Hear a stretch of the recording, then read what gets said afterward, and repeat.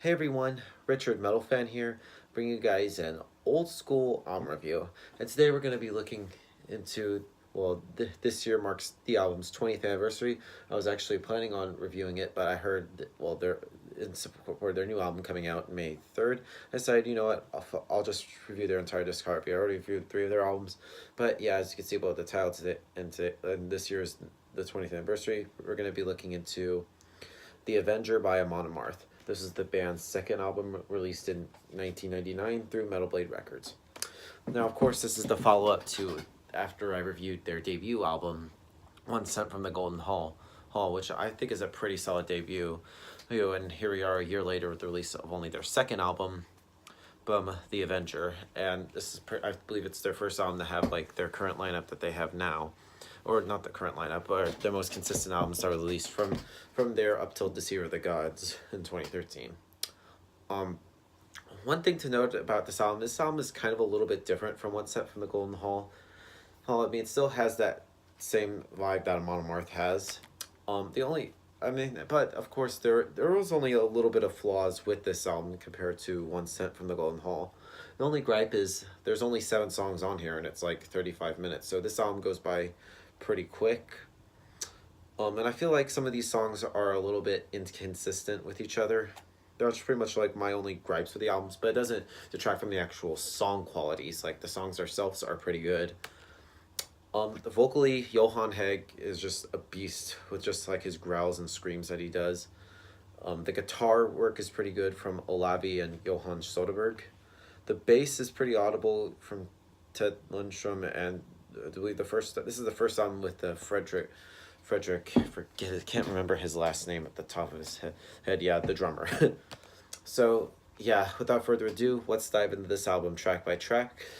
Now it starts off with Bleed for Ancient Gods, which starts the album in an appropriate way without negative surprises for those who have only heard like their previous album or stuff, because it presents a variable sort of like dynamic of riffs and drums, sort of like the typical Amon Amarth feature. Even the vocals on this track I forgot to mention are pretty much diversified, especially during like the chorus, and the variable dynamic will be maintained from there. The Last with Pagan Blood, which in my opinion is my favorite song on here. Here though, there's sort of like the churning low register riffs meld with like the potent bass presence, forming a gut-wrenchingly heavy disposition that plods along unwaveringly. So incoordinate, its approach is very, very near damages sort of like the melodic incantation of some of the leads on here. And the leads have the great potential and evoke more of that dark atmosphere that the band is so heavily injected into like these earlier albums and stuff. North Sea Storm, which is not only another one of the best songs on this album, but probably one of my personal favorite Amon Amarth, can't even speak today, personal favorite Amon Amarth songs to date.